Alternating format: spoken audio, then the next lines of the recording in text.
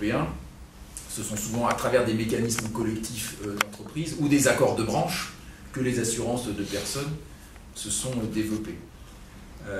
C'est vrai dans le domaine de la santé, c'est vrai dans le domaine de la prévoyance, parce qu'en fait la prévoyance s'est développée avant, historiquement, avant la santé en termes de couverture collective, c'est-à-dire que quand quelqu'un était en incapacité de travail, il fallait lui trouver un revenu de remplacement, et c'est à travers des mécanismes assurantiels installés dans les entreprises que ces revenus de remplacement se sont progressivement généralisés. Et après vous avez le sujet des retraites. Alors, le sujet des retraites, il adresse un sujet qui est souvent politiquement tabou, qui est le choix entre la répartition et la capitalisation. Puisque, par construction, l'assurance est un système par capitalisation, alors que les systèmes publics sont généralement des systèmes par répartition. Moi, je pense qu'il ne faut jamais se priver du meilleur des deux mondes. Et qu'il y a du bon dans la répartition, parce que ça permet de générer tout de suite des droits sans avoir eu forcément d'antériorité. Mais la répartition, ça ne permet pas de générer de l'épargne qui peut être réinvestie, de l'épargne longue qui peut être réinvestie dans l'économie. Quand les pyramides des âges se modifient, les équilibres des systèmes par répartition peuvent être amenés à se dégrader. Et moi je pense qu'il faut, comme toujours, ne jamais mettre tous ses œufs dans le même panier. La répartition pure, c'est dangereux, et dans un pays comme la France, on en fait aujourd'hui d'ailleurs l'expérience, parce qu'on voit que les systèmes sont en train de tous, le régime de base, puis les régimes complémentaires, non cadres et cadres, sont en train de basculer dans le déficit. Il y a un problème. Le déséquilibre de la pyramide des âges fait qu'aujourd'hui le mécanisme atteint ses limites et que les taux de remplacement vont progressivement diminuer. On est dans ce cas de figure. Oui. Et la retraite par capitalisation, il faut aussi... elle a ses vertus, mais elle a aussi ses dangers, parce que, évidemment, l'épargne qui est investie, si à un moment donné, les marchés font faillite, et c'est ce qu'on a connu en Europe au moment, dans l'après-guerre, en fait, où l'épargne a été largement est partie en fumée sous l'effet de l'inflation, et c'est vrai que les gens qui avaient épargné se sont retrouvés du jour au lendemain un tout petit peu, se sont retrouvés démunis. Donc il faut probablement essayer de trouver un juste équilibre entre les deux. Donc, ça c'est, si je reprends mes trois facteurs, le premier, importance du PIB par habitant, vous n'aurez pas de croissance de l'assurance si vous n'avez pas de croissance du PIB par habitant. Deuxième facteur, c'est des volontés de politique publique. Et puis troisième facteur, c'est la démarche commerciale. Parce que l'assurance n'est jamais un achat plaisir, c'est plutôt un achat de raison. On va se faire plaisir en allant acheter un bel objet, une belle voiture. Je connais peu de gens qui rentrent chez leur assureur en disant « Tiens, aujourd'hui j'ai m'acheté un joli contrat d'assurance ». Je pense que ça n'existe pas, c'est pas une activité... On peut toujours rêver. C'est pas une activité très sexy. Avec l'emprise qu'il y a. Et donc, il faut avoir des politiques de distribution qui soient un peu imaginatives et un peu proactives pour expliquer aux gens que l'assurance, c'est pas quelque chose de superflu, que c'est la protection de sa famille, de son avenir, et que c'est un investissement et que c'est une façon d'épargner. D'une part, qui sont plutôt des pays en croissance, plutôt que dans des pays matures, et sur lesquels, d'autre part, on est un acteur de référence ou très significatif. Parce que je suis absolument persuadé que l'assurance est un métier de taille et qu'il y a une véritable prime aux leaders, éventuellement au pluriel, c'est-à-dire à ceux qui ont une part de marché extrêmement significative. L'idéal est d'avoir au moins 10% de part de marché sur les marchés sur lesquels nous sommes présents. Et donc notre stratégie aujourd'hui est de rester dans les pays qui répondent à ces caractéristiques. On est resté en Europe centrale et orientale, on est bien entendu resté en Tunisie, et nous sommes toujours en Turquie. Il y a pas mal de campagnes en Tunisie, voilà. De taille vraiment petite. Oui, alors ça fait partie des points qu'on a partagé ce matin avec le régulateur, de dire le marché, pour qu'un marché fonctionne bien, il faut qu'il soit suffisamment concentré, ni trop peu. Pas trop, parce qu'à ce moment-là c'est au détriment du consommateur, et puis il y a des processus de marché qui ne sont plus complètement vertueux, mais pas trop peu non plus, parce que si le marché est trop éclaté, vous avez forcément des acteurs qui n'ont pas la taille critique et qui vont avoir des comportements qui, tôt ou tard, posera problème. Et ça fait partie, à mon avis, des prérogatives du régulateur, de veiller à la bonne dose de concentration sur son marché. Et puis, pour terminer notre petit tour d'horizon international, on a une implantation en Chine qui se développe là de manière extrêmement rapide, mais parce que la Chine c'est un pays continent et que là-bas les échelles n'ont rien à voir avec ce que nous pouvons connaître de ce côté-là de la planète. C'est énorme, c'est immense comme pays. Oui, la Chine, on a connu l'année dernière un taux de croissance de 100%, ce qui est évidemment qui sont des chiffres tout à fait. Parce que là, on est habitué effectivement à des taux de chiffres, et là c'est 3 chiffres. 3 chiffres, absolument. En Chine, tout fonctionne avec un 0 de plus. Alors, pour revenir un peu finalement à la star, on le disait tout à l'heure, effectivement, donc un taux de pénétration qui est relativement faible, très faible même, par rapport effectivement à la moyenne mondiale. Est-ce que vous pensez qu'effectivement il y a suffisamment de, comment dirais-je, il y a de la marge, mais qu'est-ce qu'on peut faire effectivement pour aller jusqu'au bout, pour rapprocher ou approcher des moyennes mondiales, et que peut faire effectivement Groupama dans ce sens, enfin? Alors, moi je pense que l'assurance est forcément directement corrélée au PIB par habitant, et que l'assurance augmente probablement plus vite que le PIB par habitant, parce que quand on regarde les cycles de développement, au début on commence par satisfaire ses besoins fondamentaux, et puis progressivement on commence à investir, on commence à épargner pour investir, et puis après, une fois qu'on a commencé à investir, on épargne pour protéger son investissement. Et l'assurance vient après le secteur primaire, le secondaire, dans le tertiaire, probablement même après la banque, parce qu'on commence par financer avant d'assurer. Et donc il y aura forcément un lien entre le décollage de l'économie tunisienne et l'essor du secteur de l'assurance. Je pense qu'on ne peut pas raisonner sur notre activité, sur une activité en général et sur la nôtre en particulier, indépendamment des facteurs macroéconomiques. Et qu'il y a nécessairement une relation directe entre la situation macroéconomique et le développement de l'assurance. On voit d'ailleurs qu'il y a un coefficient de corrélation qui est un peu supérieur à 1, que quand le PIB commence à décoller au-dessus d'un certain seuil, l'assurance croît plus vite que le PIB, et inversement, quand le PIB se met à décroître, l'assurance a tendance à s'écrouler plus vite que le PIB. C'est ce qu'on a observé par exemple dans un passé récent en Turquie, où quand l'économie turque a connu des difficultés, les gens ont laissé les voitures au garage et le marché de l'assurance turque s'est écroulé dans des proportions extrêmement importantes. On a eu un peu le même phénomène en Espagne, j'en parlais tout à l'heure. Notre filiale a vu son chiffre d'affaires, notre ancienne filiale, reculer extrêmement vite quand l'Espagne a traversé de difficultés. Donc le potentiel de croissance, il dépend beaucoup des fondamentaux économiques et du PIB par habitant. Le deuxième moteur dans le développement de l'assurance, c'est les politiques publiques en matière de gestion des risques.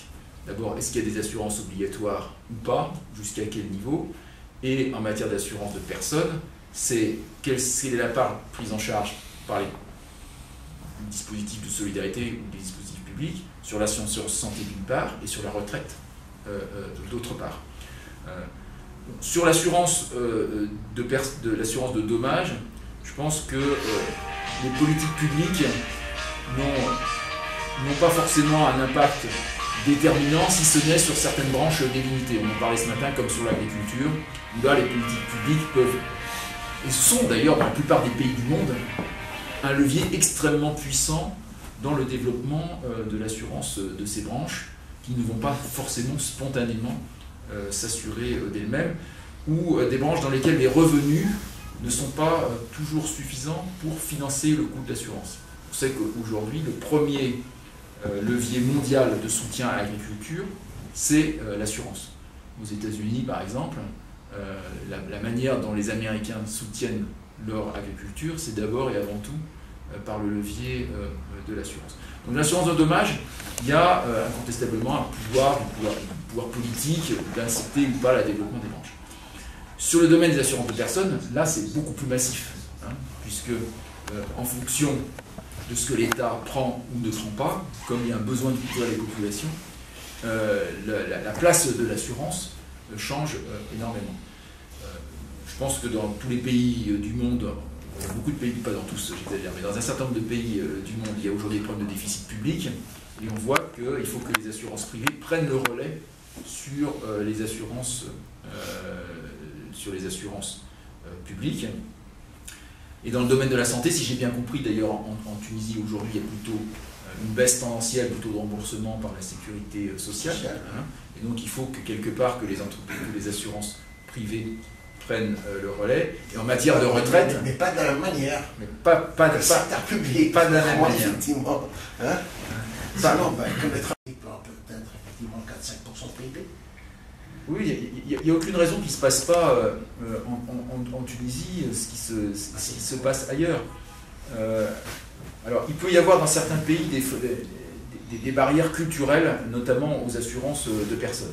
Parce que c'était par exemple le cas, notamment longtemps en Italie, où par rapport à des questions religieuses notamment, s'assurer sur la vie n'était pas très conforme à la représentation que les Italiens se faisaient de leur religion.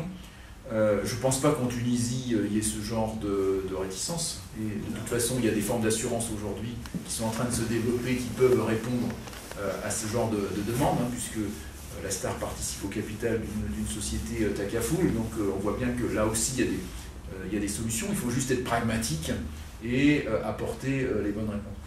Donc moi je ne vois pas de raison fondamentale à ce que la Tunisie ne suive pas le même chemin que tous les autres pays du monde, à savoir qu'au fur et à mesure que le PIB par habitant augmente, le besoin de protection augmente, l'aversion au risque augmente, et au fond, le métier d'assureur, c'est ça, c'est d'apporter une solution à l'aversion au risque. Encore faut-il que l'offre, effectivement, soit... Parce que dans le secteur, c'est l'offre qui crée un peu la demande. Hein. Alors l'offre aujourd'hui, ça fait partie, c'est au cœur du partenariat entre la Star et Groupama. On a aujourd'hui... Parce que je peux parler effectivement de ce partenariat, et là je dis sans complaisance aucune. Hein. C'est un partenariat qui est cité en exemple, pas que certains effectivement disent que c'est véritablement un modèle, parce qu'il y a une recette pour ça, ou un mode effectivement dans un partenariat, ça a réussi. Alors moi je pense que une des données fondamentales pour qu'un partenariat réussisse, c'est le respect des partenaires entre eux. Et de ce point de vue-là, les origines mutualistes de Groupama, qui sont dans une logique d'adhésion et non pas dans une logique d'intégration, trouvent ici tous les leviers pour s'exprimer. Je pense qu'on a aussi dans nos valeurs mutualistes un certain nombre de fondamentaux qu'on partage avec nos amis tunisiens, une approche du temps, qui est une approche raisonnée, aller ni trop vite ni trop lentement, parce qu'on considère que l'humain est une valeur absolument essentielle. Et je pense que ces valeurs humaines qui sont au cœur de nos relations font qu'à la fois dans la manière d'aborder les problématiques stratégiques, d'aborder les problématiques de transformation, mais aussi dans la manière de collaborer au quotidien, fait qu'il y a cette espèce de fluidité qui rend ce partenariat aussi efficace. Non, mais on prend les problèmes les uns après les autres. Moi, je pense qu'il faut être méthodique, que la Star a un fonds de commerce extrêmement solide. Elle est repartie en croissance depuis 2 ou 3 ans, ce qui montre qu'elle maîtrise aujourd'hui son destin. On est en train de franchir une étape extrêmement importante en 2014, puisque nous engageons le changement de logiciel informatique.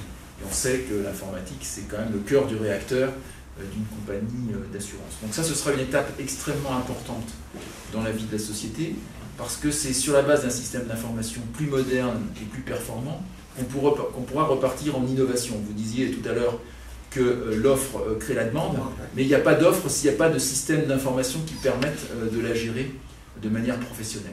Et donc c'est pour ça que l'année 2014 est une année absolument charnière dans la stratégie de la société, puisque sur la base de ce nouveau système d'information, c'est un nouveau potentiel qui va pouvoir s'offrir à la compagnie pour son développement dans les années à venir.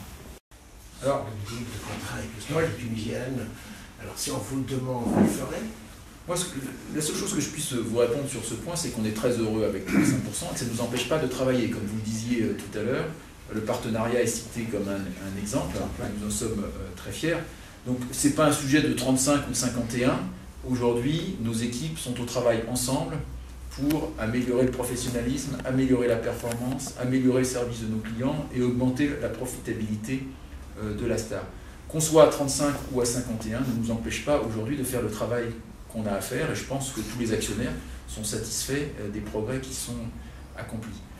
Pour l'avenir, Inch'Allah, on a jusqu'à la fin de l'année 2015 pour en parler. Ah ben là, je sais. Ce sera sous la conduite du modérateur C'est la responsabilité. qui ne m'a pas encore dévoilé le plan de la conduite de son... C'est sur la question effectivement d'assurance, de développement, si je me trompe. Hein. Oui, mais je pense que de toute façon on tournera un peu autour de tout ce que je viens de vous dire. Je pense qu'il y a un peu un cercle vertueux entre assurance et développement. Il faut du développement pour l'assurance, mais l'assurance finance le développement. Et donc je pense qu'on est dans ce cercle vertueux qui doit progressivement enclencher. Mais pour ça, et c'est un point sur lequel d'ailleurs, là aussi j'ai sensibilisé le régulateur ce matin, encore faut-il que la régulation soit efficiente. C'est-à-dire que Solvabilité 2, qui va arriver en Europe, par ses excès, a détourné les assureurs de une de leurs missions fondamentales, qui est le financement de l'économie, parce que les besoins en capital sont devenus complètement disproportionnés. Et donc il y a un peu un effet d'éviction au profit des dettes publiques et au détriment du financement de l'économie. Même si les assureurs ont résisté par rapport à ça, et qu'aujourd'hui une part prépondérante de leurs actifs est quand même sur le financement de l'économie, mais un financement qui a un peu bougé, puisque autrefois il y avait un financement action et un financement obligataire. Le financement action a été divisé à peu près par 2 au profit du financement obligataire, et je trouve ça regrettable que les assureurs ne puissent pas davantage jouer un rôle d'actionnaire stable, parce que pour qu'un secteur industriel puisse se développer dans la durée, il faut qu'il ait un peu de la visibilité sur son tour de table, et ça, les assureurs peuvent remplir ce rôle-là. Donc moi je pense que assurance et croissance économique sont finalement un peu les deux facettes d'une même médaille, l'un entraînant et supportant l'autre.